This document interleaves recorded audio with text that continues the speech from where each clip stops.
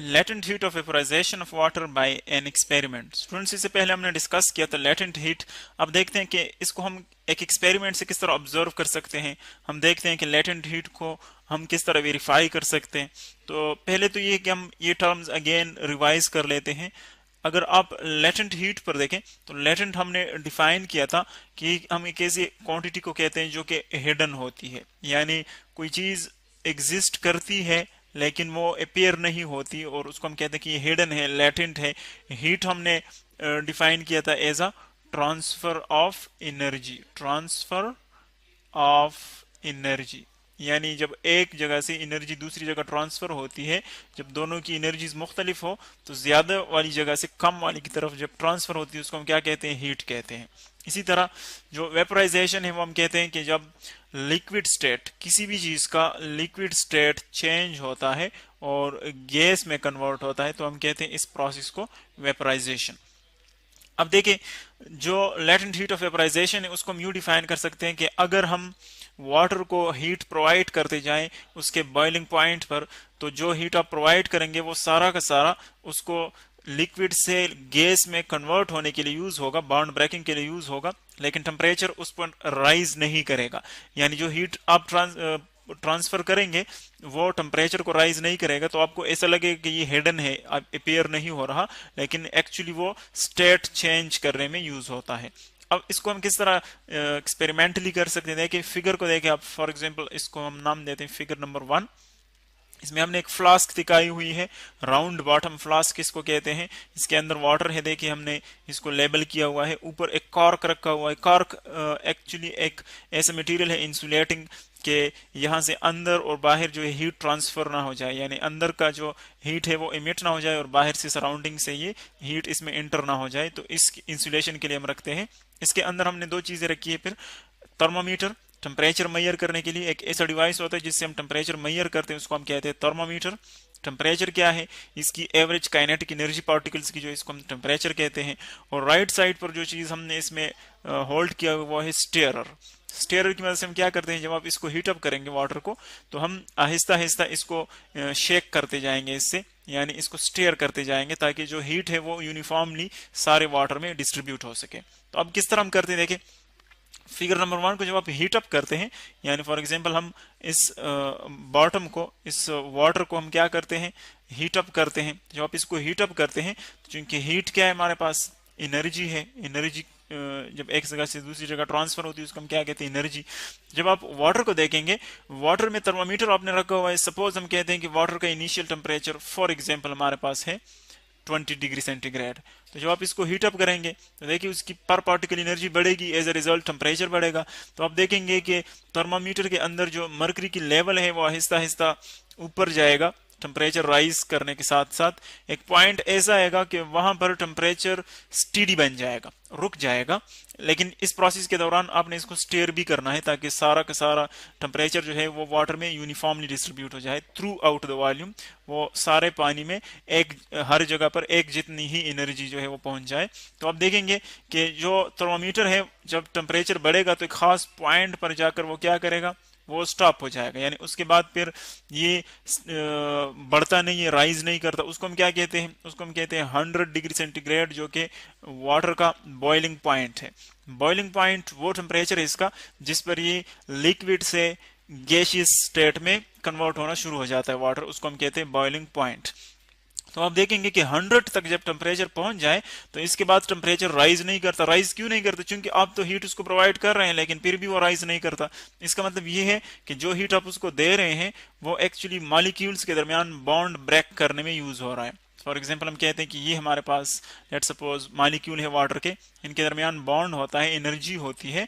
जब आप उसको हीट देंगे तो वो एनर्जी इस बॉन्ड को ब्रेक करने के लिए यूज होती है, यानी इस बॉन्ड को खत्म कर देती है और मॉलिक्यूल क्या करते हैं, वो एक दूसरे से फ्री हो जाते हैं।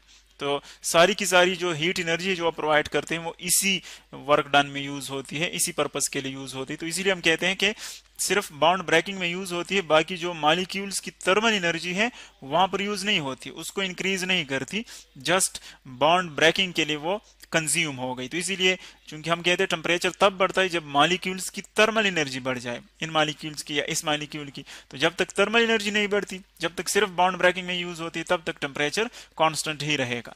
तो आप देखेंगे कि यहां से स्टीम बनना शुरू हो जाएगा, लेकिन ये टेम्परेचर तब तक 100 रहेगा जब तक सारा का सारा वाटर जो है वो वेपर में कन्वर्ट ना हो जाए। यानी जब दोनों का मिक्सचर मौजूद हो, वेपर्स भी हो और वाटर भी हो, तब तक टेम्परेचर कांस्टेंट ही रहेगा।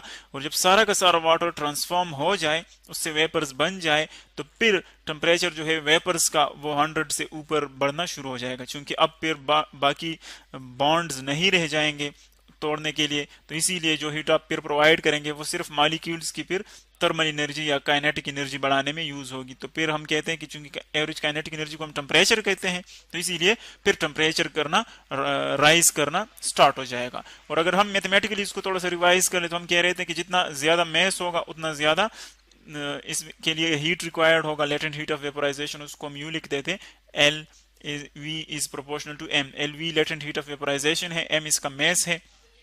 इसको हम अगर इक्वेलिटी फॉर्म में लिखे तो देखिए साइन ऑफ प्रोपोर्शनैलिटी जो कि ये हमारे पास, इसको जब हम हटाते हैं तो एक इक्वेलिटी आती है, और दूसरा हमारे पास आता है कांस्टेंट, जिसको यहाँ पर हम एच वी लिखते हैं, और एक हमारे पास है एम इसका मैस। तो अगर आप देखें यहाँ पर हमारे पास जो एल वी है उसको हम कहते हैं लेटेंट हीट ऑफ वेपोराइजेशन। जो हीट रिक्वायर्ड है किसी भी ऑब्जेक्ट को लिक्विड से गैसीय स्टेट में चेंज करने के लिए, उसको हम लेटेंट हीट ऑफ वेपोराइजेशन कहते हैं।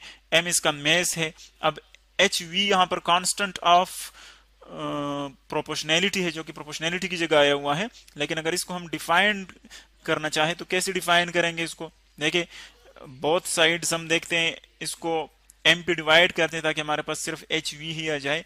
तो यू आप डिवाइड कर ले, यहाँ भी एम पे, यहाँ भी एम पे डिवाइड कर देंगे, यू दोनों कैंसिल हो जाएंगे, और एच वी जो हमारे पास कांस्टेंट ऑफ प्रोपोर्शनैलिटी के हमारे पास आ जाएगा L V divided by M. यानी जब आप लेटेंट हीट ऑफ वेपोराइजेशन को एम पे डिवाइड करेंगे तो ये जो टर्म हमारे पास आएगा, फिर इसको हम क्या कहते हैं? Specific latent heat of vaporisation. Specific latent heat. अब स्पेसिफिक लेटेंट हीट का मतलब क्या हुआ? स्पेसिफिक लेटेंट हीट का मतलब ये है कि जब आप 1 किलोग्राम ऑब्जेक्ट को लिक्विड से गैस में कन्वर्ट करते हैं तो जितना हीट रिक्वायर्ड होगा उसको हम कहते हैं स्पेसिफिक लेटेंट हीट। यानी जो एल वी है वो किसी भी मैस के लिए हीट रिक्वायर्ड है लिक्विड से गैसीय स्टेट में कन्वर्ट करने के लिए, जबकि एच वी जो है जो स्पेसिफिक लेटेंट हीट है उसको हम कहते हैं जब आपके पास मैस सिर्फ 1 किलोग्राम हो तो उसको कन्वर्ट करने के लिए जितना हीट रिक्वायर्ड होता है लेटेंट हीट, उसको हम फिर कहते हैं स्पेसिफिक लेटेंट हीट। तो आप देखेंगे कि यहाँ पर जो हमने ऑब्जर्व किया इस सिंपल एक्सपेरिमेंट से कि टेम्परेचर बढ़ना स्टॉप हो जाते हैं 100 पर। तो इसका मतलब ये कि 100 के ऊपर जब आप जो हीट आप इसको फिर देंगे उसको हम क्या कहेंगे? Latent heat of vaporisation. क्योंकि 100 टेम्परेचर के ऊपर टेम्परेचर कांस्टेंट ही रहता है, सारा का सारा जो हीट है वो यूज होता है बॉन्ड ब्रेकिंग में, सिर्फ लिक्विड को गैसीय स्टेट में कन्वर्ट करने के लिए यूज होता है। सो 100 डिग्री सेंटीग्रेड पर या इसके बॉइलिंग पॉइंट पर जो हमारे पास हीट प्रोवाइड होगा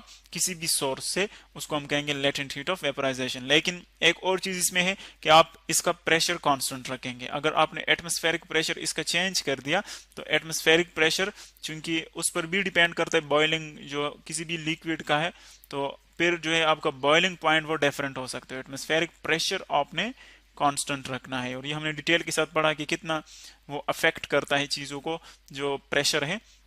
तो इस तरह अगर आप इसको सिंपल ग्राफ से स्टडी करना चाहे तो हम इसका ग्राफ किस तरह ड्रा करेंगे? देखिए फॉर एग्जांपल ये हमारे पास ग्राफ आता है लेटेंट हीट ऑफ वेपोराइजेशन का। इसको आप कंसीडर कर लें, ये वाई एक्सिस है और यू हम एक्स एक्सिस ड्रा करते हैं। यहाँ पर हम टाइम भी ले सकते हैं, लेकिन यहाँ पर हम चूंकि स्पेसिफिकली हीट की बात करते हैं तो हम हीट ले लेते हैं एक्स एक्सिस पर, और वाई एक्सिस पर हम लेते हैं टेम्परेचर यू। तो अगर आप देखें फॉर एग्जांपल इसका इनिशियल टेम्परेचर हमारे पास है 0, हीट आपने अभी प्रोवाइड करना शुरू कर दिया इसको। जब आप इसको 0 से ले जाते ऊपर तो फिर क्या होता है? जीरो से जब आप ऊपर जाएंगे तो इसका टेम्परेचर और हीट जो है उनमें डायरेक्ट रिलेशन होता है, यानी ये दोनों दोनों बढ़ते यूं एक खास पॉइंट पर, यानी 100 डिग्री सेंटीग्रेड पर जब आते, फॉर एग्जांपल ये 100 है तो उस पर देखिए फिर आप हीट उसको देंगे लेकिन टेम्परेचर जो है वो कांस्टेंट रहता है। यानी देखिए इस तरह लाइन आ जाएगी ग्राफ की, टेम्परेचर अभी नहीं बढ़ता, सिर्फ आप इसको हीट प्रोवाइड कर रहे हैं। तो ये जो लाइन होगा ये टेम्परेचर, इसको हम कहेंगे लेटेंट हीट ऑफ वेपोराइजेशन। और फिर जब सारा का सारा कन्वर्ट हो जाए तो फिर देखिए टेम्परेचर इस तरह बढ़ना शुरू हो जाएगा।